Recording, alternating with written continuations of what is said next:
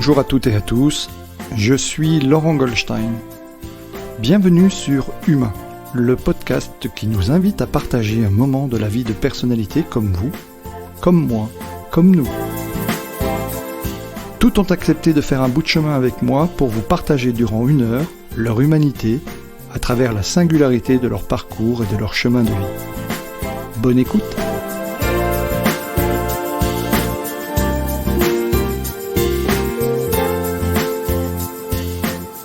C'est bon pour le moral, vive le douanier Rousseau, le bal masqué, ça fait rire les oiseaux et des dizaines d'autres tubes que nous connaissons tous, que nous fredonnons ou chantons, des tubes universellement connus. Clémence et José de la compagnie Créole ont accepté notre invitation. Bonjour Clémence, bonjour José. Bonjour Laurent.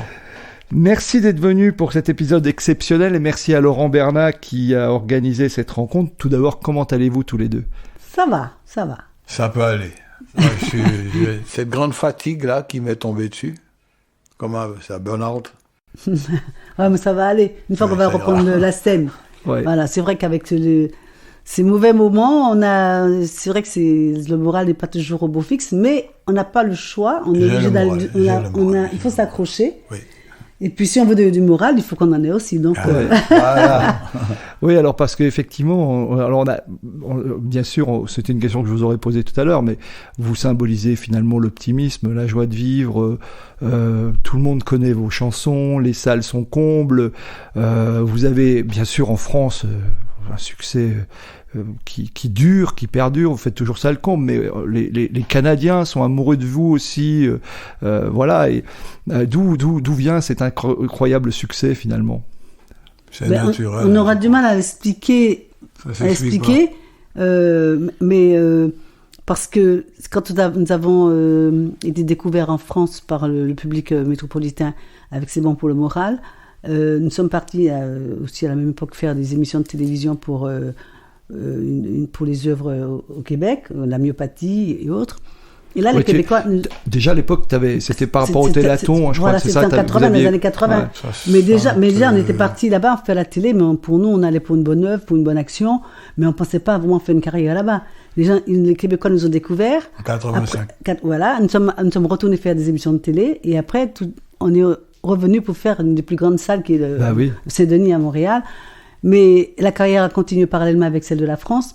Mais je pense aussi que nous sommes déjà un groupe de scène. C'est vrai qu'on a fait on a une discographie riche, mais nous sommes avant tout un groupe de scène. Et quand on voit notre engouement sur la scène, quand on voit comment ça nous manque, je pense que d'ailleurs, il y a des publics qui nous ont dit, il y a des gens qui nous ont dit, on vous adore sur l'album, à vous écouter, mais on vous préfère sur scène. Et je pense que sur la scène, c'est notre vie. Nous sommes heureux d'être là. Nous sommes heureux de partager ces moments-là avec le public qui ressent.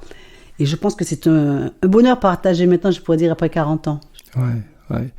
Alors, vous êtes rencontrés, je crois, dans le début des années 70 à Paris, en fait, parce que... 70. Ouais, il me semble, hein, 70. Avec Arthur. Oui. Avec Arthur m'a rencontré. Pas moi. J'étais encore étudiante à l'époque et il m'avait présenté à Daniel Vanguard. Ouais.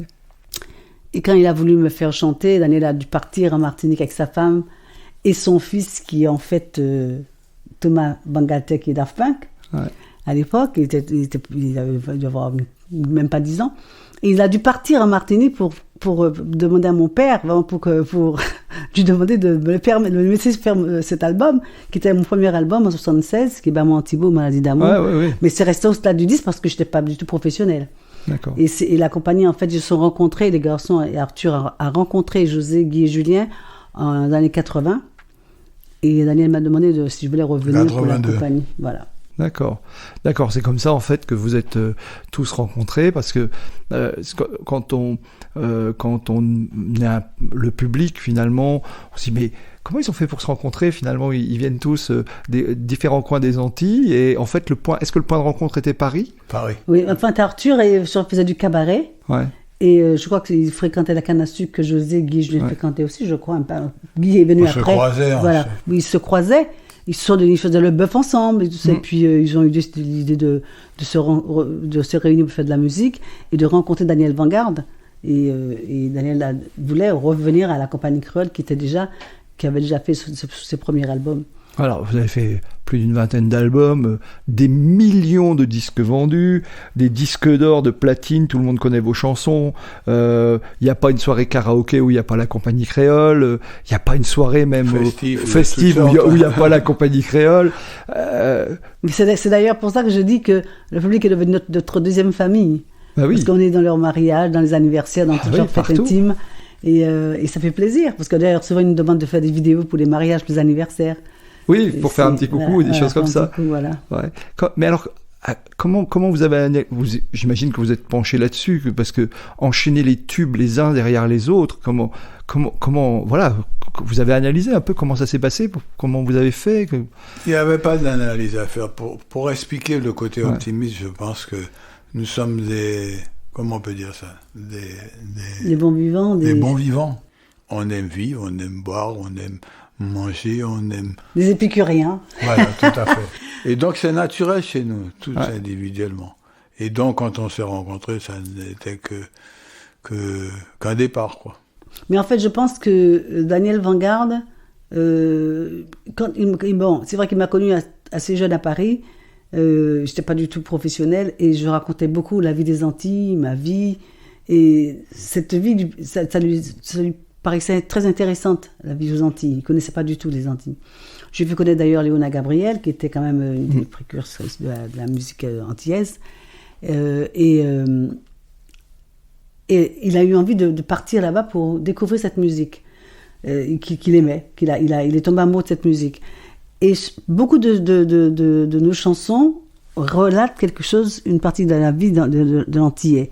Bon Bus de Fort-de-France, ça raconte le Nord aux Antilles. Le bal masqué, c'est le carnaval en Guyane et avec les Touloulous qui sont masqués, qui font ce qu'ils veulent.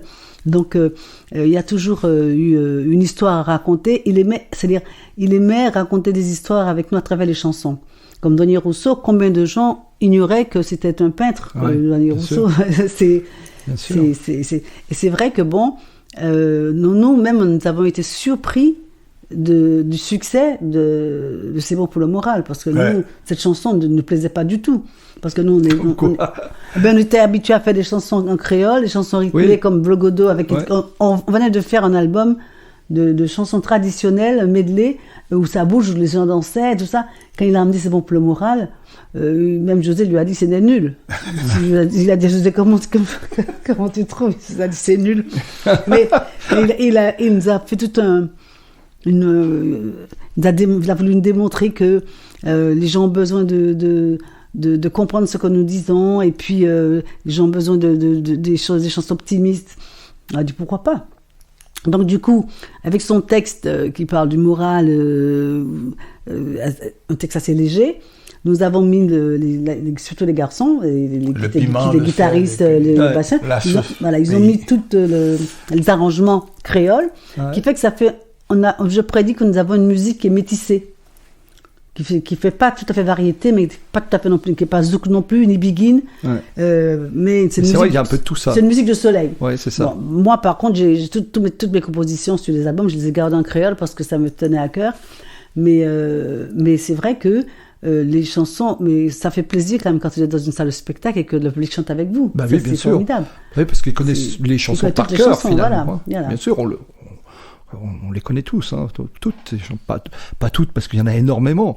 Alors, tu nous disais, d'abord, vous avez commencé à faire à chanter en créole, et à quel moment la bascule s'est opérée, où vous avez dit, tiens, on va chanter en français maintenant? C'est le moral. C'est le moral, oui, c'est celle-là. Ça a commencé.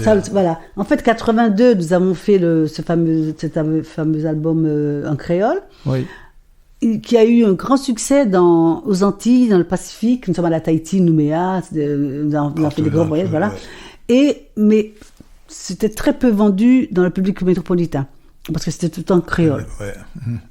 Et c'est Vanguard nous a dit, pourquoi ne pas faire... aller sur la métropole. Voilà, faire attaquer C'est bon pour le moral.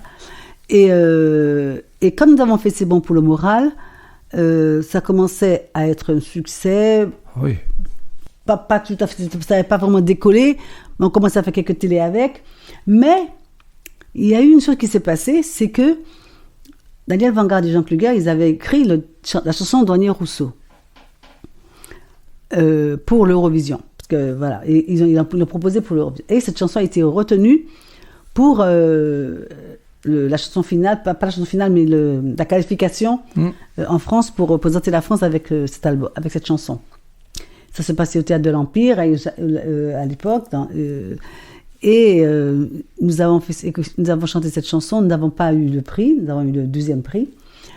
Et Daniel disait, en sortant, il disait, vous n'avez pas gagné, mais vous allez faire une carrière, vous étiez les meilleurs, comme ça. Et puis après, on a terminé la soirée dans un restaurant je n'oublierai jamais, ça s'appelait Les Bouchons. Et en fait, comme nous n'avons pas gagné l'Eurovision, donc pas l'Eurovision, mais le concours. Oui, le concours, oui. Nous n'avons pas sorti Douanier Rousseau.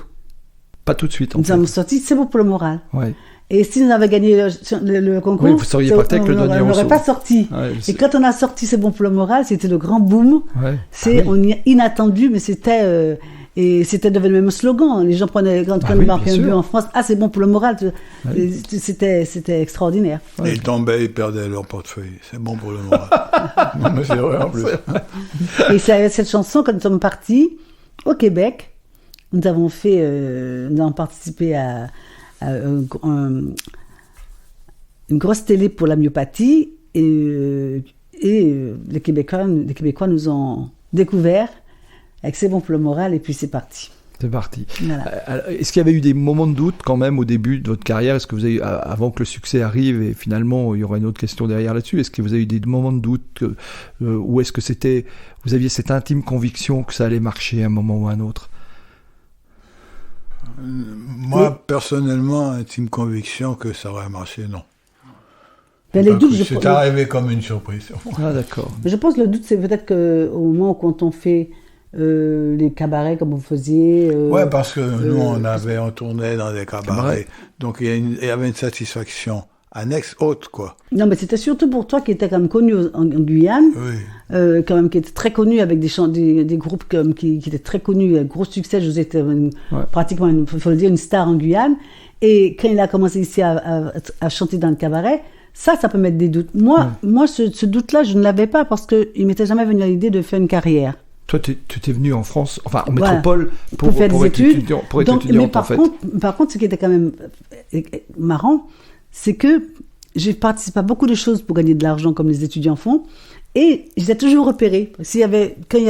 À l'époque, il y avait ce qu'on appelle, comment on appelle ça, j'oublie le terme, ils faisaient des auditions, voilà. Ouais. Donc, quand il y avait 30 personnes, 40 personnes, je ne sais pas comment, j'avais une espèce peut-être d'orage, je ne sais pas, et qui fait que j'étais toujours repérée et j'étais toujours un petit peu au pied du mur. Donc, tout le temps, j'ai dû faire des preuves. Je me dis, c'était comme un challenge pour moi faire des choses.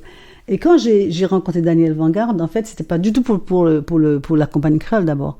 Il avait d'abord fait une chanson qui s'appelait Martinique Express. C'est Arthur qui m'a rencontré, qui me l'a présenté. Ouais. Je l'ai rencontré, on a fait un 45 tours. Et c'est quand j'ai parlé de la musique antillaise qu'il a eu envie de développer ça et de faire Maman Tiboma d'Edamon.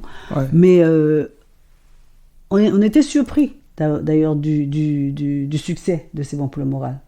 Ouais. On était très surpris et puis je sais même pas si on peut dire si on attend quelque chose en plus ou si on doute, mais on était embarqué dans quelque chose et on était heureux on était heureux parce que on rencontrait des gens qui avaient une espèce de joie de vivre, que les gens, en plus c'est surtout les témoignages. Parce que nous, là, on ne s'y attendait pas quand les gens venaient nous dire écoutez, continuez, ça nous fait plaisir, ça nous fait du baume au cœur. Oui, vous avez un quotient de sympathie extraordinaire autour de vous. Les gens vous aiment beaucoup, en fait. Hein. Ouais. Vous avez eu les avantages du succez et peut-être pas les inconvénients du star system. Sauf les compatriotes, c'est ça. Certains. Ouais, d'accord. Non, vous avez beaucoup, un gros quotient. Et alors, le succès est arrivé, et alors la question qui me vient, parce que forcément, ça intéresse aussi nos auditeurs, qui eux, s'ils sont sur ce podcast, s'intéressent énormément à l'humain, à son comportement et tout ce qui va avec. Comment est-ce que vous l'avez géré ce succès? Parce que il est arrivé, comme vous le disiez tous les deux, c'est tombé dessus, voilà, et c'était extraordinaire. Et après, vous avez enchaîné en plus sans arrêt. Comment vous avez géré ça? Comment on a géré? Est-ce qu'on peut parler de gérer? Ça a été naturel, comme nous sommes des fêtards. Ouais. Bon, on a pris ça comme ça. Pour nous, c'était une occasion de faire la fête, d'être ensemble déjà, et puis on prenait ça comme ça, quoi, d'une façon très désinvolte, très. Bon, si on était des artistes qui débutaient dans un truc subitement, nous c'était pas le cas parce que Arthur avait déjà sa place, Julien avait déjà son truc, elle avait. Chacun individuellement, on avait notre comment on va dire, votre carrière ou votre manière d'être, enfin voilà. C'est ça, et puis donc c'était bien d'être ensemble. Ouais. C'était un peu la fête. Moi, le plus compliqué, le succès, c'était de gérer avec ma fille. D'accord. Voilà. C'était plus à titre personnel, en fait. Voilà. Ouais. Donc, plusieurs fois, je me suis dit, qu'est-ce que je fais, est-ce que je continue, est-ce que je continue pas. Et donc, du coup, j'ai eu la chance que ma fille soit été élevée chez mes parents, avec mes parents, parce que je voulais pas quand même qu'elle soit... on est très à cheval sur l'éducation, la façon de vivre et tout ça. Et donc, par contre, ça me faisait quand même... je faisais quand même l'aller-retour 10 fois Martinique, Paris, pour être avec elle. Donc, j'étais souvent aux Antilles. Et la chance que j'ai eue, c'est de partager ce succès avec mes parents. Surtout mon père, qui n'a pas voulu que je sois chanteuse au départ. Et puis, qui m'a coupé les vivres, d'ailleurs, quand j'étais étudiante, tout ça, quand j'ai commencé. Et puis après, il était très fier quand il me voyait à la télé, tout ça. Et il était content parce qu'il avait... En fait, moi, j'ai compris, c'est parce qu'il avait plus peur, en fait, moi, dans la capitale, sa fille qui part, sa dernière fille, bon... et après... D'ailleurs, c'était un choix, tu m'as expliqué tout à l'heure, avant qu'on entre en micro dans notre petite conversation, avant, tu me disais, c'était un choix pour moi, c'est de dire je vais en métropole, c'est en discutant avec un métropolitain, j'ai décidé de venir, et voilà, c'était un choix, donc il y avait un vrai attachement aussi. Tout à fait, voilà, exactement. Et donc, la carrière, c'était pour moi facile à gérer parce que j'avais... je me ressourçais, j'allais toujours chez mes parents. Ouais. Peut-être que même s'il n'y avait pas ma fille, je ne serais pas allée aussi souvent. Ouais. Mais donc j'avais gardé un lien très fort avec les parents. Donc chaque fois, je me ressourçais, je repartais. Et après, d'ailleurs, j'ai dû faire un break après. On a dû faire un break parce que quand j'ai perdu mon père, parce que j'avais du mal à gérer ça. Mais j'ai eu cette chance de. Mais c'est vrai que bon. Quand on nous demande comment on gère ça, on a du mal à expliquer parce que je ne pensais pas faire une carrière. Je ne pensais pas moi, je voulais monter mon centre médico-social en Martinique. Ouais. Je voulais faire du social, aider les gens. C'était ça dans ma tête. Et donc, je pensais... j'ai toujours aimé la musique parce que en Martinique, on avait une paillote quand j'étais enfant. Mon père nous avait construit une paillote qu'on faisait des cafés-concerts. On faisait je suis montée sur scène, j'avais 8 ans la première fois. Donc, j'avais toujours aimé ça, chanter. Et d'ailleurs, je me chantais avec un bout de bois dans le jardin, tout ça. Mais c'était vraiment... c'était en moi, mais sans penser, sans projeter. Parce que ma mère disait, mais elle va rien faire à l'école, cette fille, elle pense qu'à chanter, tout ça. Parce que je me baladais... avec un bout de bois en chantant, mais c'était... Et d'ailleurs, il y a une anecdote en parlant de bout de bois, parce que chaque fois que ma mère allait à Fort-de-France, je lui demandais de me ramener une musique particulière, j'entendais des chansons que j'aimais. Il y avait une chanson anti-musicien, je ne sais plus qui c'est qui l'avait écrit ça. Musicien. Voilà. Et donc, je lui demande de me ramener ce CD. Ce disque machin, vinyle. Disque vinyle, voilà. Et elle se plante, elle se trompe, elle m'emmène un 47 tours, mais qui n'est pas du tout ce que je demandais, que c'était viens voir les musiciens. Il y avait les copains de la chanson, il y avait Piaf avec les trois cloches et tout ça. Oui, bien sûr, oui. Et je dis à ma mère, c'est pas du tout ce que je te demandais, j'étais pas très, très contente. Et puis, mais j'ai quand même écouté. Et quand j'ai entendu la voix de Piaf, il s'est passé quelque chose en moi que j'arrive même pas à expliquer. Surtout sur cette chanson-là, avec les compagnons de la chanson. Les compagnons, voilà. Et donc, j'ai la chair de poule. Et je lui dis, maman, quand tu vas à Fort-de-France la prochaine fois, tu me ramènes un autre disque de cette femme. Edith Piaf. Donc, elle a cherché, elle m'a ramené Les Malamour. Ah oui. Alors, j'avais mon petit 47 tours avec ma signature dessus. Et je me promenais sur les arbres à pain, le ciel bleu sur nous veut s'effondrer. Et toute la journée, puis elle disait, mon Dieu, qu'est-ce que j'ai fait là? Et du coup, j'ai vécu avec cette femme. Et quand je suis arrivée en métropole, quelques années après, puisque j'étais gamine, ça se passait que j'étais gamine.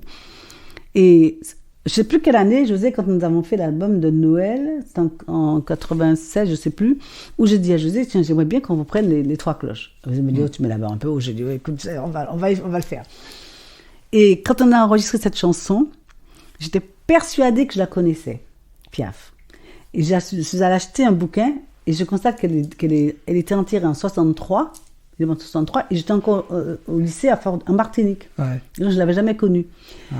Et, mais bien avant, là où ça m'a rapproché avec elle, c'est quand parce que comme je te disais, je faisais beaucoup d'auditions, des choses comme ça. Oui. Et à un moment donné, j'avais un ami qui avait un restaurant qui me dit, Clément, il y a une audition au gymnase Marie-Paul Bell, et on cherche une danseuse ou quelqu'un pour faire un rôle particulier. Donc j'y vais. Alors j'étais un peu effrayée parce que c'était quand même, ils étaient un peu à l'américaine, ils étaient tous dans la salle et puis vous êtes sur scène. Et puis ils me disent, vous avez une chanson à chanter? Je dis, j'ai pas de répertoire, que je chantais quoi? Et je pars dans l'hymne à l'amour. Je chante l'hymne à l'amour, comme ça. Après ils me disent, vous avez quelque chose qui bouge? Je fais, pas moi un Thibaut, des Thibaut. Ouais. Et ils me disent, vous pouvez revenir demain avec une robe fendue? Je dis oui. Donc, moi, j'ai pas de robe fendue, donc j'ouvre mon armoire. J'avais une petite robe verte, j'ai pris les ciseaux, j'ai coupé. Et je suis arrivée avec ma robe fendue. Et ils me disent, vous chantez les mêmes chansons qu'hier.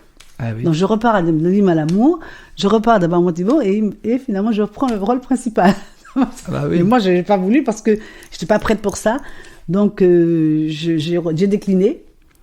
Et après, ils me disaient que bon, on veut quand même vous rester, donc ils me mettent un rôle pour la doublure et ils m'ont créé un rôle qui s'appelle Snake Lady. Mais j'ai l'impression que depuis que cette femme, cette artiste, c'était ma mascotte. Parce que moi, quelqu'un va me dire de chanter Piaf maintenant, je vais même pas oser peut-être maintenant le faire. Et alors que là, c'est parti comme ça. Mais c'est impressionnant. Hein. Voilà. Les synchronicités comme ça, c'est pour ça, comment on peut gérer ça? Est-ce que ça se gère? C'est la chance qui vient. Bon, il faut la saisir, quoi. Ouais. Ce qu'il faut gérer, c'est la chance. Ouais. Et donc, vous étiez 5, hein, voilà, et finalement, ça a duré, ça dure encore. Vous avez là aussi géré aussi cette vie de groupe. Alors José disait, on était fêtards, on aimait faire la fête, donc c'était facile. On aime toujours faire la fête. On aime toujours faire la fête, c'est facile, mais même avec le succès arrivant, etc., ça n'a pas. On l'a pris simplement. On n'a jamais eu la grosse tête. On n'a jamais été avoir des attitudes hautaines vis-à-vis de personnes dans la société, ou que ce soit en radio, que ce soit en télé, que ce soit avec les copains. Moi, je pense aussi que un artiste, il y a des artistes, il y a des grandes stars qui sont dans leur contexte, dans leur bulle, ou alors qu'on peut plus approcher que d'autres. Mais moi, je considère que nous sommes des artistes populaires. Oui. Voilà. Oui. Et quand on est populaire, on ne peut pas se permettre de ne pas être proche de son public. Il y en a qui le sont. Parce que oui, c'est ce que je dis, mais chacun son truc. Mais je veux dire, c'est comme ça qu'on gère ça. Nous, on le considère. On dit, parce que nous, c'est le public qui vous fait. Sans le public, vous n'êtes rien.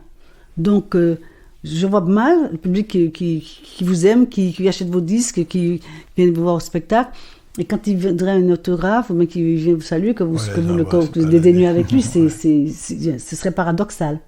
Et je pense aussi que, d'ailleurs, c'est pour des raisons qui sont assez étonnés de notre simplicité, mais on a toujours assumé le fait d'être populaire, d'être un artiste populaire. Et pour les gens, c'est un peu péjoratif, mais je suis bien fière d'être un artiste populaire parce que comme ça, je suis avec les familles, tout le monde m'aime, les enfants m'appellent Clémence.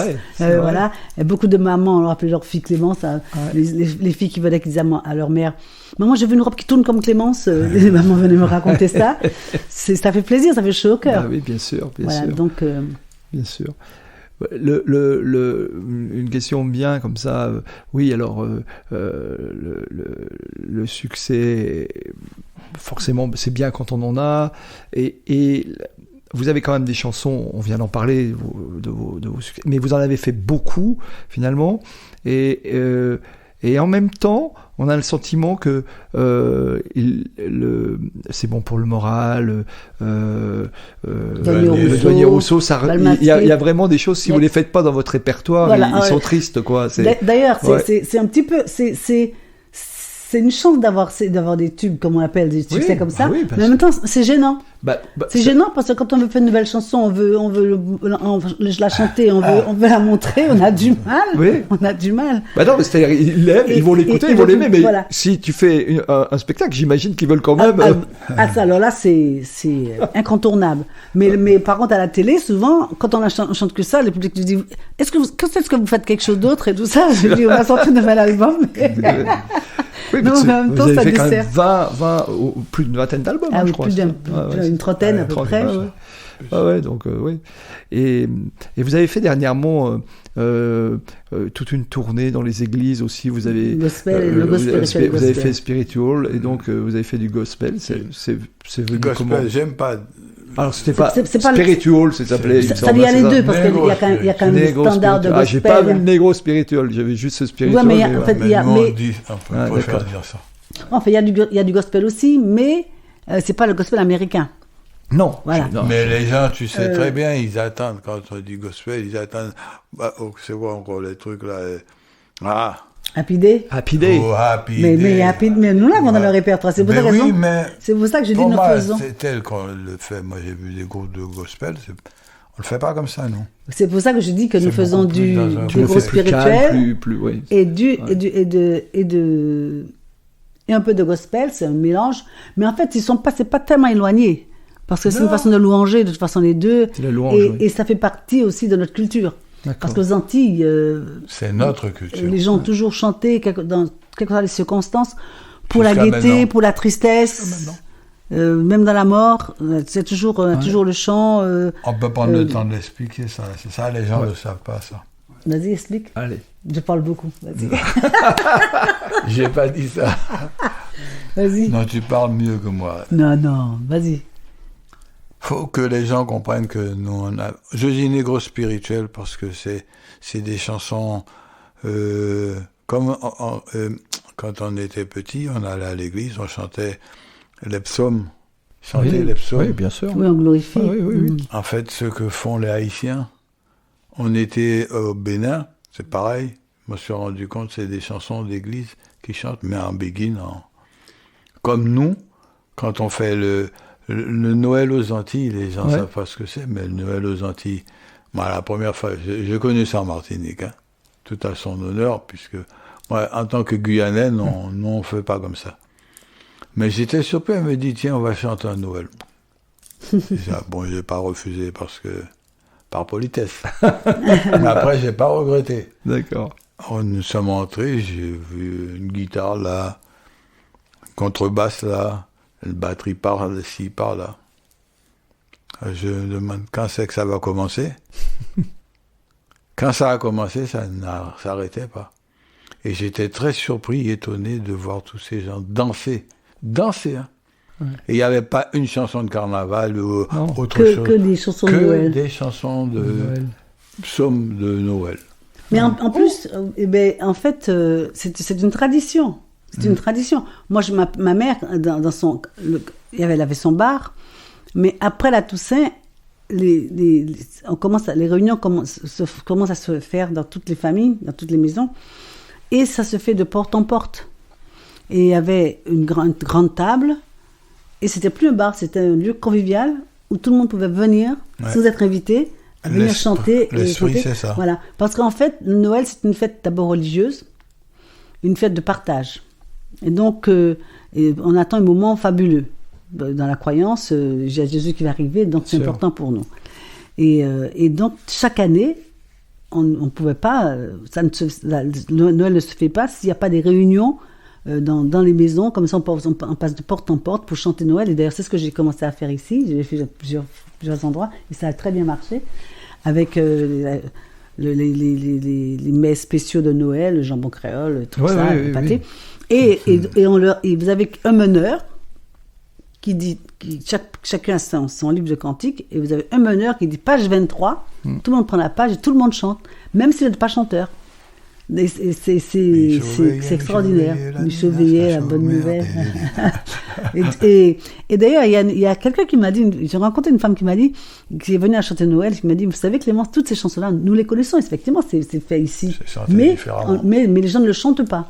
Comme Minuit chrétien, à part Minuit chrétien, c'est tout, mais... et ce sont des chansons qui parlent de l'histoire de la crèche de Nazareth et tout ça, mais il n'y a que les grands standards comme Minuit chrétien, Douce nuit, voilà. Mais pour nous, c'est un moment très, très, très important. D'accord. Alors, juste, je viens d'attraper au vol le fait que tu dis, je commence à faire ça, ou j'ai fait ça, je fais ça ici, en métropole. Tu voudrais réorganiser quelque chose comme ça qui ressemblerait à Noël antillais en métropole? Oui, on en a fait ici, on en a fait à Étanges-Grande, on a fait dans Lorraine, et on l'a fait aussi dans le Creusot. Ouais. Et là, on me demande cette année encore, là, je vais en Normandie, à Paris, mais les gens, ils aiment ça parce que c'est encore une forme de convivialité et puis avec une espérance. Avec une espérance. Et l'espérance que, l'année se termine, il y a quelque chose de beau qui arrive, donc ça va apporter quelque chose de meilleur l'année d'après. Et ça, c'est quelque chose que j'ai ressenti encore très fortement quand nous avons enregistré un album de Noël. Et on n'a pas pu le terminer pour cette année, donc il sortira l'année prochaine.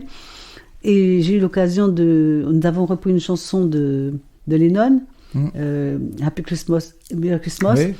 Et quand on traduit ce qu'ils disent en anglais, ils disent nous allons chanter Noël pour une meilleure année, pour les riches et les pauvres. Et ça, on a eu envie de reprendre cette chanson parce que moi personnellement, j'ai l'impression que le monde se déshumanise. Et donc chaque fois qu'on fait ce moment-là, pour moi, c'est très très important. Ça rapproche les gens. On mange la même chose, on chante ensemble. Ça veut dire aussi qu'il y a beaucoup d'espoir aussi.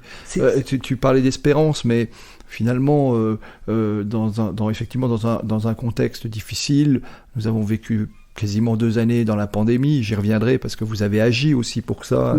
Vous avez repris le bal masqué et finalement vous avez fait toute une campagne bénévolement pour la prévention, C'est le côté optimiste. Oui, parce que on a vu du bon côté. Vous avez retravaillé cette chanson pour inciter les gens à garder les gestes barrières.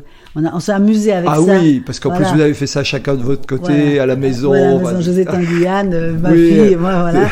Un coup avec le masque, dans le masque. Ouais, c'était très sympa. Et ça a très très bien marché en plus.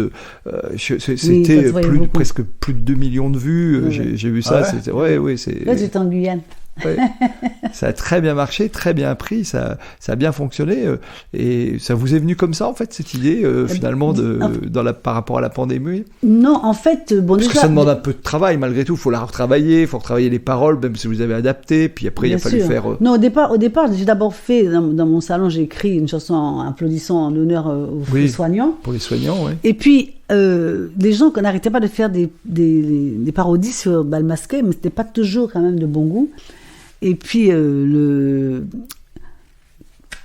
l'AFNOR m'a demandé, mais Clémence, pourquoi vous ne feriez pas, vous au contraire, comme c'est votre chanson, ce serait pris un peu plus au sérieux.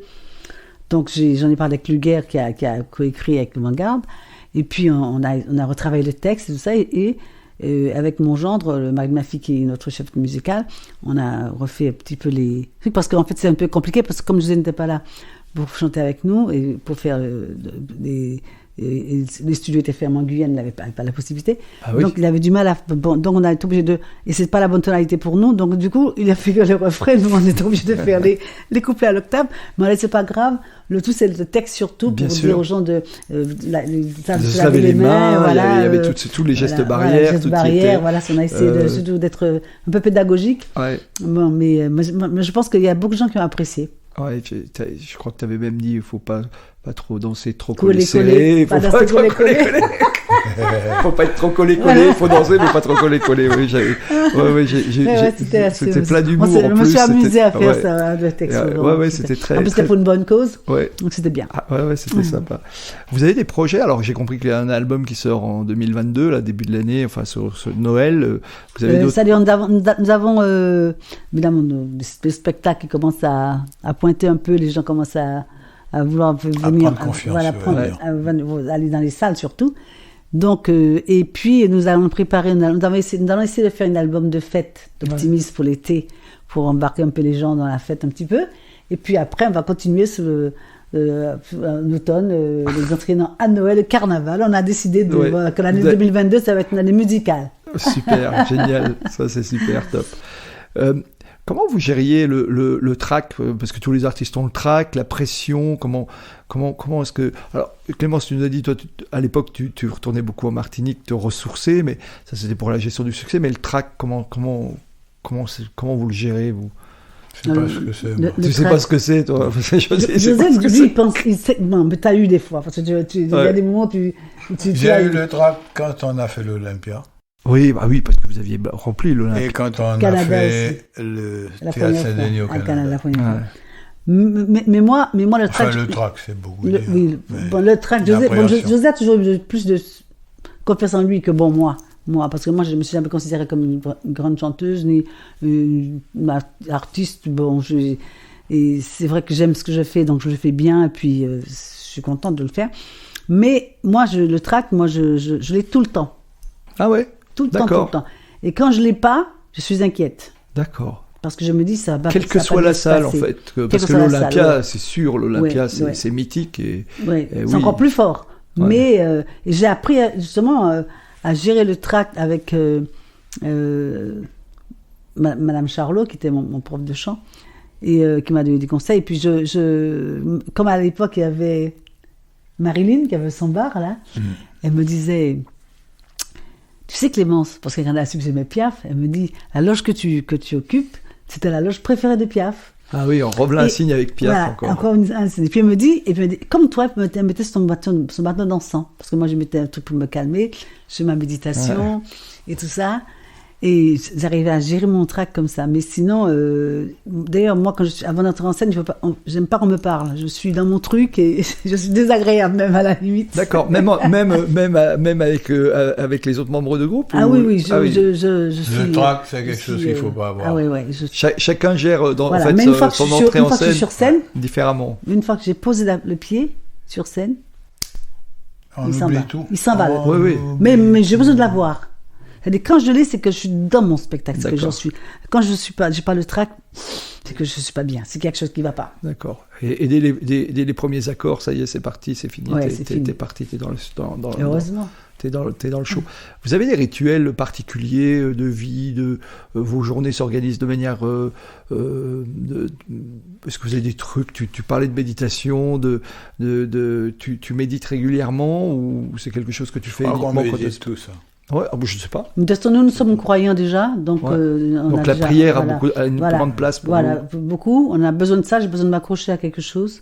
J'ai la foi, et je me dis heureusement que je l'ai d'ailleurs, parce que ça me permet justement de m'accrocher quand ça va pas, de penser que ça va mieux. Et puis ma mère m'a élevée comme ça, et c'était une femme très optimiste aussi, qui avait beaucoup de foi, qui était très croyante,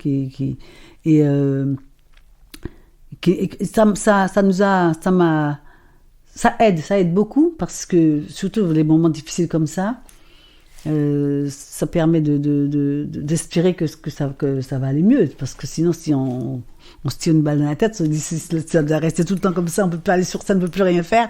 Oui. Voilà, ça permet d'espérer, de se projeter, de s'accrocher aussi, Et puis moi, je trouve que ça donne une force qui permet ça te permet d'aider les autres aussi, d'aller vers les autres aussi, d'écouter, d'être à l'écoute. Et d'essayer d'aider les autres quand on peut. On n'est pas répétitif, je pense que ça a son rôle là-dedans aussi. C'est-à-dire que le spectacle qu'on va faire là maintenant, dans 2 heures, on va refaire le même spectacle, il ne sera pas pareil. Chaque spectacle est différent en fait. En fonction du moment. Ouais. En fonction de l'émotion, de ce qu'on ressent. Ouais, de ce que l'on ressent. D'accord. Et je crois que ça y fait, c'est ça qui nous tient un petit peu. Oui, cette force, d'ailleurs, souvent, quand on fait, avant d'entrer sur scène, des fois on se réunit ensemble, on chante, on se tient la main, on se dit voilà, exactement comme les joueurs de foot. Avant de rentrer, ça c'est juste au moment de rentrer sur scène, en fait. Voilà. Donc ce que je comprends, c'est que chacun gérait un peu son avant-spectacle à sa manière. Dans sa loge, et après avant d'entrer, on chante ensemble, même si c'est pas longtemps. On a besoin de cette osmose là pour. Mais si tu vas dans la loge, tu vas t'en rendre compte qu'on a tous le trac, hein, mine de rien. Mais bien sûr, vous êtes raison, je lui dis. Parce que je dis, tu me dis que t'avais pas le trac tout à l'heure. Mais il le gère différemment, peut-être il le gère mieux. Mais il le gère mieux. Pas forcément, quoi. Mais on est. Moi, je suis toujours craintif. Je dis, j'ai pas de trac parce que il y a des gens qui ont le trac, qui ont peur, qui n'arrivent pas. C'est-à-dire, ce que tu voudrais, c'est surtout avoir le trac, mais pouvoir le combattre. Ouais, mais j'ai un trac. Le gérer. Un trac, comment dire, combatif. Un trac combatif. Voilà. Il est déjà prêt pour l'arène, quoi. Ouais. D'accord. J'arrive, attends, le public, il est là, je vois des milliers de petits yeux qui me regardent, je vais vous montrer. D'accord. Oui, donc tu te prépares comme un sportif un peu qui va rentrer dans le ring. Dans le ring. Ouais. Sur le ring, oui, on reprend la métaphore avec Piaf finalement. Parce que... Ouais. D'accord. Mais vous dites, chaque spectacle était différent, ça veut dire, bien sûr, vous aviez votre programmation, vous savez ce que vous allez jouer comme morceau, mais vous vous autorisiez des libertés en fonction du moment, c'est-à-dire... dialoguer, discuter dans le répertoire. Oui, c'est ça. On se permet. Si, des fois, il y a des anecdotes, mais en fait, et puis en plus, chaque public est différent aussi. Oui, c'est ça. Oui. Il y a des publics qui partent tout au quart de tour, il y a des publics qui restent pendant 1 heure, qui applaudissent mais qui ne bougent pas. Ça vous est arrivé, ça. Oui, alors on se dit, est-ce qu'il apprécie, et au moment de partir. Tout d'un coup, non, lui, c'est 3-4 rappels. Il ne veut pas nous laisser, ils sont debout et puis il ne veut pas partir. Et puis il y a des publics, par contre, qui partent au quart du tour, qui dansent tout de suite, il y en a d'autres. Donc, et c'est vrai que chaque manifestation comme ça peut te déstabiliser, ça peut, si tu as un tract un peu trop fort, tu te dis, ça peut au contraire t'handicaper au lieu d'aller bien. Mais c'est pour ça que là où je rejoins José, c'est le track, c'est bon de l'avoir, mais c'est bon de le gérer. Ouais, c'est là que c'est plus difficile. C'est bon de le gérer. Parce qu'un truc comme ça, si tu as déjà le track et puis un truc comme ça, tu vois les gens qui ne bougent pas, tu dis. Ah oui, ça peut être terrible, ça. Il y a des gens, je connais, que ça leur est arrivé, mais attention. Mais en fait, on a eu ça même avec les peine publique et puis après... Parce que pour l'artiste, il prend son énergie du public, de toute manière. Vous donnez beaucoup d'énergie au public, vous êtes vecteur d'optimisme, on ne va pas y revenir, on l'a déjà dit, mais s'il n'y a pas le retour, on peut avoir l'impression de... Ceci dit, dans cette expérience-là, je ne sais pas si j'ose dire de mon avis, parce que tous ces publics-là qui est différent, mais beaucoup de publics comme ça, quand ils ne réagissent pas beaucoup, on voit le regard, par contre. On voit quand même le sourire, on voit quand même qu'il se passe quelque chose. Et ils sont plus... moins expressifs. Mais... et c'est souvent ces publics-là qui ne veulent pas nous laisser partir. Souvent. Souvent, ça fait 3-4 rappels comme ça. Là, ils t'ont bien fait souffrir pendant... Ils disent, maintenant, vous restez là. Non, mais je crois que c'est le... Moi, je me souviens d'un spectacle, ça c'est la surprise... Et c'est vrai parce qu'il il a fait la réflexion. J'ai dit, mais je comprends pas. Personne n'applaudissait. Tu sais, c'était dans le Nord, là. Ouais. Personne n'applaudissait, je regardais. En Belgique. Et j'ai pour principe, non, c'était dans le Nord, c'était pas en Belgique. J'ai pour principe, ok, ça ne vous intéresse pas, ben je joue pour moi avec les autres. Alors on envoyait. Et puis après, au moment de partir, ouais. Alors je leur ai dit, mais attends, j'ai pas compris. Ouais. Alors ce qui se passait, ils se posaient la question, est-ce que c'est vraiment nous? Est-ce que c'est le vrai? Ah oui. Est-ce que c'était à l'époque des playback, des DJ? Ah oui, d'accord. Est-ce que c'est vraiment vous qui chantiez ou est-ce que c'était du playback? Oui, c'est ça. Voilà. Ah oui, d'accord. Alors, bon, pourquoi? Ben, pour moi, c'était un compliment. Personne n'était parfait. Mais en fait, c'est vrai qu'au départ, en métro, enfin, nous avons fait quand même mentionner toute la France, et les gens, le public, en fait, ils avaient 3 chaînes à l'époque. La 1, la 2, la 3. Bon. Mais nous avions, d'ailleurs, ça a aussi contribué à notre succès aussi, parce que nous avons cette chance à l'époque il y avait beaucoup d'émissions de variété. Oui. Donc nous avons fait beaucoup de gens chez Carrère. Oui. Tous les artistes de Carrère, on se rencontrait sur Guélux, sur Machette, sur tous les Foucault, les Drucker. Oui. Et les gens nous avaient... Il y avait encore les émissions de Mariti et Gilbert Carpentier. Voilà. Mais les gens nous avaient le midi, ils mangeaient avec nous, le soir, l'après-midi, le dimanche, Jacques Martin. Puis tu avais les hit parades aussi qui voilà. Et donc les gens... on était toute la journée ils étaient habitués avec... C'est comme s'ils nous connaissaient, mais quand ils nous voyaient sur scène, ils nous découvraient.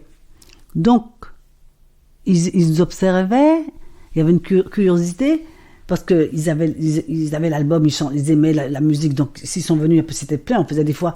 Il nous est arrivé d'aller chanter dans les petits villages, on arrivait dans une grande ville en France. Pour qui on allait. Voilà, on arrivait dans une grande ville en France, on prenait par le train ou l'avion, et on louait des voitures pour accéder dans ces coins-là, dans les coins de France, la France profonde.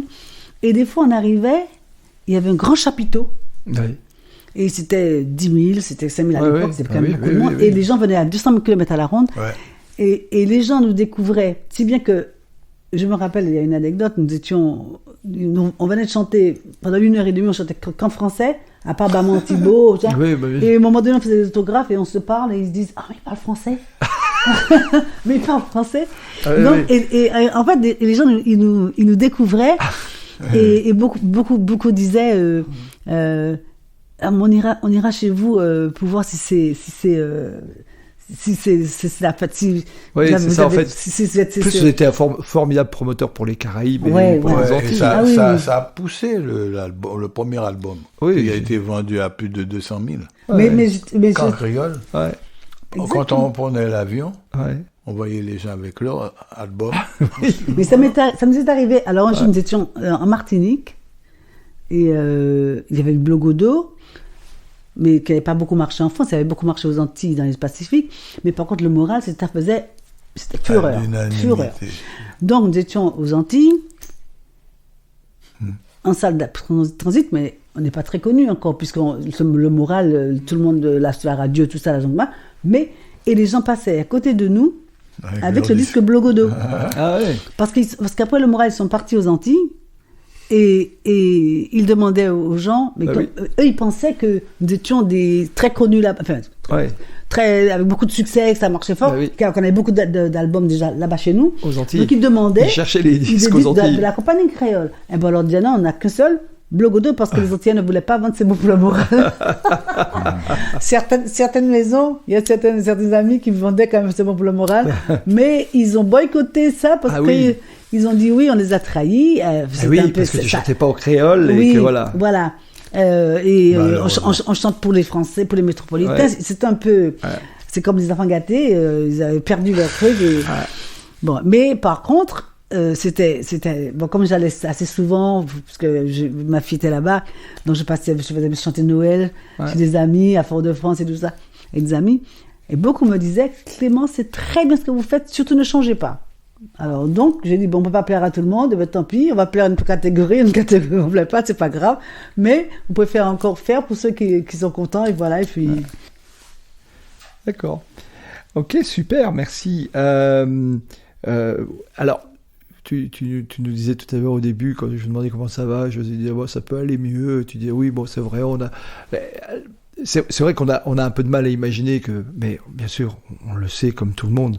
Vous avez on a les problèmes que l'on a, les soucis qu'on a. Comment vous gérez ça, vous, quand individuellement, quand vous n'avez pas le moral, qu'est-ce que vous faites? Est-ce que vous avez des trucs finalement pour surmonter? J'ai compris que la prière était importante, mais est-ce que... On boit un coup de rhum et puis c'est bon. Ah, bah voilà. Moi, c'est le sport. Ah oui, d'accord. Oui. Oui, tu me disais que... À l'époque, je jouais au foot, si c'était pas ça, c'était au foot. Je partais en Guyane pour chasser, ça dépend. Ouais. Moi, le sport, j'ai toujours aimé le sport, et quand ça va pas, d'ailleurs, pendant un moment, j'ai eu du mal, parce que, en fait, depuis qu'on a repris la compagnie, je gère un peu, je manage un peu, donc ça me prend beaucoup de temps. Et j'ai beaucoup moins de temps pour faire... Heureusement, j'ai mon coach qui m'appelle de temps en temps. Tiens, Clémence, bon, on va travailler un peu. Mais je fais le tennis, je fais le footing. J'ai besoin de ça pour... le sport. Voilà, le sport, je crois que c'est parce que ça permet de décompresser. Quand je cours, je vais dans la forêt, je cours, je suis avec les arbres, je leur parle. Des fois, quand un arbre me plaît, je vais l'enlacer, je dis tiens, donne-moi ta force, c'est ça. Et puis, ça me permet aussi de... J'aime bien surtout avec le soleil quand il part, je me mets en face. Et puis, je regarde le ciel, je regarde les arbres, de la nature, je dis... T'as une nature contemplative. Je remercie pour tout ça, pour ça autour de nous. Et même, d'ailleurs, la plupart la chanson, quand je fais applaudissant en hommage pour les soignants, j'ai écrit des textes, la plupart, pendant mon footing, sous les arbres et tout ça, dans la forêt. En admirant la nature. Voilà. Ouais, en admirant la nature. Alors à l'inverse, quel conseil est-ce que vous pourriez donner finalement aux personnes, à nos auditeurs qui, quand ils traversent une crise, ou les gens qui vont pas très bien, est-ce que vous avez des petits trucs à leur dire ou un message à faire passer? Moi, j'avais donné comment on dit, une thérapie. Pharmacopée, une thérapie, oui. Une thérapie. À une amie, je lui ai dit, écoute-moi, fais l'expérience. Tu te lèves le matin, tous tes problèmes, des soucis, laisse pour après midi.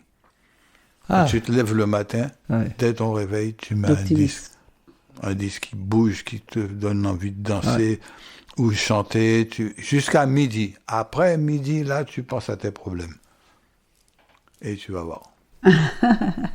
Et ça, c'est une expérience que j'ai vécue. J'ai donné, c'est vrai. C'est le côté... Comment on peut appeler ça? C'est-à-dire te charger de force, d'optimisme avant de gérer les problèmes. Non, mais c'est pour te dire que la musique, c'est de la magie aussi. Ah oui, c'est une thérapie, oui, bien sûr. La musique, une mélodie, elle peut être triste ou gaie. Mais de préférence, tu prends un truc qui est gai, ça t'envoie ailleurs. Tu as pu voyager. Tu voyages un peu comme ça. Tu te vides. Tous tes problèmes, tu n'en as plus. Mais moi, je pense que de toute façon, c'est toujours... Bon, c'est vrai quand même, on le voit comme ça, il y a des gens comme ça qui ça peut marcher, mais les problèmes sont multiples, complexes, chacun a des problèmes différents. Et tu gères mieux tes problèmes. Voilà, il y a des gens aussi qui ont des problèmes plus graves que d'autres, il y a la maladie, il y a la santé. Bien sûr, la maladie, la santé, le deuil. Voilà, la santé. Moi, je sais que je suis devenue un peu une battante. Bon, j'ai toujours été optimiste, mais j'avais un ami qui était karatéka, qui méditait beaucoup, et qui m'a beaucoup parlé de certains philosophes comme Murphy, tout ça. Et j'ai commencé à lire ses livres et les citations. Et c'est vrai que qui disait que quand on veut quelque chose, il faut le penser fortement. Et je pense que donc le matin, moi je me lève avec je louange, je dis c'est une belle journée. Je ne sais pas ce qui va se passer, mais j'ai une merveilleuse journée, tout va bien se passer, c'est extraordinaire. Après, on verra. Et c'est un petit peu ça, un peu comme je dis José, mais différemment, parce qu'on ne sait pas ce qui va se passer, mais il faut déjà essayer de réveiller dans l'optimisme déjà. Parce que souvent, déjà le soir, pouvoir chasser des trucs pour dormir, c'est déjà compliqué, difficile. Même pour dormir. Et se lever le matin, alors s'il y a des gens qui vont se coucher avec des problèmes, ils vont faire quelques heures, ils se réveillent, les problèmes sont là. Des fois, c'est pas facile à chasser. Mais je pense qu'il faut se faire violence et le dire. Parce que sinon, on se laisse... On est accablé. On est accablé. Et c'est pour ça, justement, que ça rejoint, justement, une tradition qu'on a chez nous. Je l'ai connue ça en Guyane et aussi aux Antilles. Les gens, ils chantaient tout le temps. Même dans la misère. Je sais que des fois, il m'arrivait d'aller... je passais près des champs de canne, les gens coupaient de la canne, sous la pluie, sous le soleil, ils chantaient. Ouais. Les femmes lavaient leur linge à la rivière, elles chantaient. Et je pense que c'est un héritage qu'on a eu de peut-être nos ancêtres africains qui sont arrivés aux Antilles. Qui chantaient tout le temps, qui d'ailleurs même les maîtres n'étaient pas d'accord parce qu'ils ne comprenaient pas ce qu'ils disaient, puis ils faisaient passer des messages. Oui, donc super intéressant.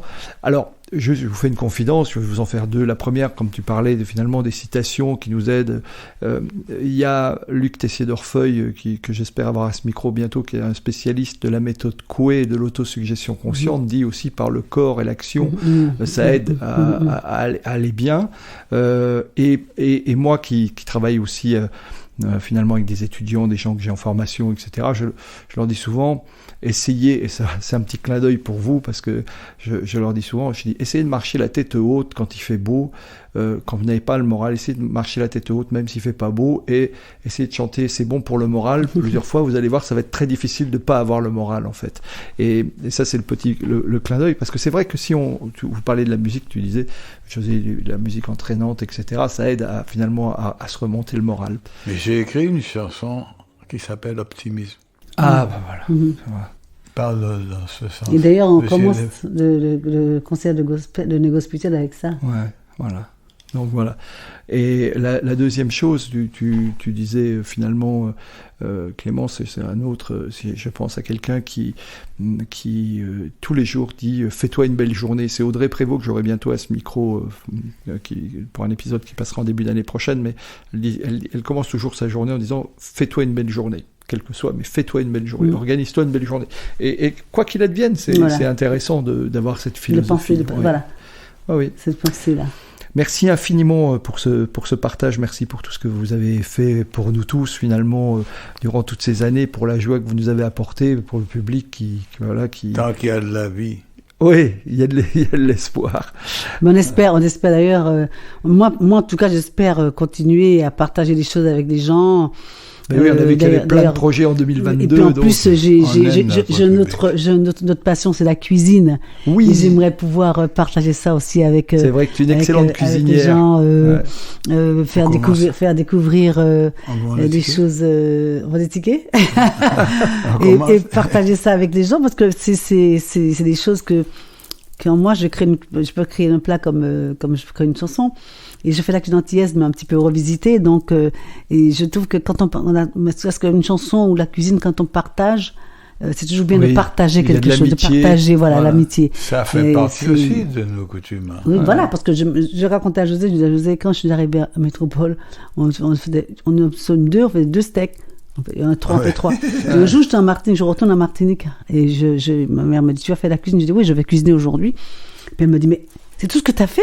Je dis, oui, mais on est 4. Elle me dit, oui, est-ce que quelqu'un arrive à l'improviste, tu donnes quoi? Donc, ça veut dire qu'il faut toujours penser aux autres, toujours avoir quelque chose pour l'invité. Partager, penser aux autres, toujours penser. Et d'ailleurs, c'est extraordinaire parce que je me pose la question en me disant, mais où est-ce que ça va aller? Est-ce qu'on pourra au moins sauver notre humanité? Parce que quand on voit ce qui s'est passé avant et ce qui se passe maintenant, il y a plus de vie maintenant. C'est un peu inquiétant. Oui, c'est inquiétant. Tu veux dire la notion de partage, en fait, ou de convivialité, de chaleur. C'est ça, oui. D'humanisme ou d'humanité. Tout à fait. Même Coelho, d'ailleurs, j'ai lu un de ses bouquins où il parle justement que tous les religions, les gens qui vivaient ensemble. Ouais. Maintenant, est-ce que ça va donner à réfléchir? Est-ce qu'on pourra encore sauver quelque chose? Ils sont en train de se battre pour essayer. Voilà, j'écoute les informations. Mais ils ne savent pas comment, par où commencer, ils ne savent pas comment faire. Mais le problème, c'est que moi, je pense que quel que soit même s'il y a ce côté sombre, il faut quand même garder l'espoir que les choses iront mieux. Ben oui, et puis vaut mieux vivre comme ça. Oui, et puis à notre niveau, c'est un peu la conversation que j'avais avec Frédéric N la semaine dernière. À notre niveau, on peut tous agir finalement pour faire en sorte que ça aille bien dans notre environnement. Même si c'est pas grand chose, mais on a l'impression de toujours penser à faire quelque chose si on peut. C'est une main qui s'enchaîne. Voilà. Ben oui. D'un coup, mais ça va. Ne pas rester indifférent. Bien sûr, surtout pas si on peut éviter. Voilà notre philosophie. Bon, en tous les cas, merci à tous les deux d'avoir pris du temps. C'était vraiment sympa de vous avoir pour cette émission exceptionnelle à notre micro.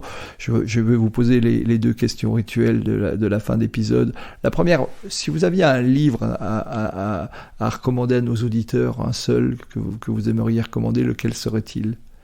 Moi, je dirais La puissance du subconscient. D'accord. De Joseph Murphy. Joseph Murphy. Docteur Joseph Murphy. Ouais, d'accord. Puissance du subconscient. Voilà. Ouais. Et Clémence, mais c'est le livre de Coelho. Moi, j'ai dit parce que le manuscrit retrouvé, parce que ça parle justement de ces gens qui avaient des religions différentes, qui vivaient bien ensemble, et que maintenant les choses font tellement mal que on se dit est-ce qu'il faut encore se battre pour changer, pour sauver notre humanité. Ouais. Oui, en tous les cas, on y est, nous, alors il faut bien qu'on fasse à notre niveau voilà, ce qui est ce bien. qu'on peut faire. Voilà. Le peu, ça a l'air peu, mais bon. Oui, c'est toujours comme ça que ça fonctionne, de toute manière. Et puis la dernière question, qui me recommanderiez-vous d'inviter à ce micro ? Moi, je recommanderais Pascal Ritt, qui est un ami que j'ai découvert ici, que j'ai rencontré, et qui est quelqu'un de grande valeur, et puis qui est très humain, et qui aime partager, qui aime la joie de vivre, et je trouve qu'il aurait beaucoup de choses à dire. Écoute, l'invitation est lancée à Pascal Ritt. Hein ? Ok. Merci à tous les deux infiniment d'être venus. Écoutez, et merci à Laurent Bernard. Oui, José, tu voulais ajouter quelque chose ? C'est nous, non, j'ai dit c'est nous, merci. Voilà, merci à Laurent d'avoir organisé la rencontre. Et excellente fin d'année à vous deux. Excellente fin d'année à la compagnie. Puis on sera très heureux de vous retrouver en 2022. À bientôt. À bientôt. Merci. Au revoir. Au revoir.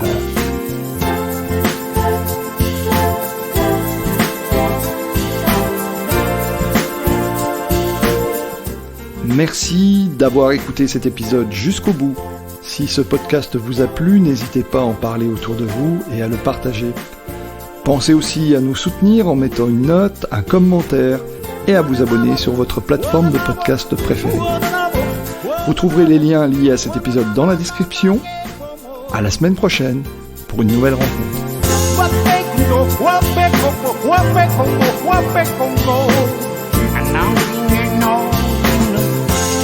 Stick it up, I feel.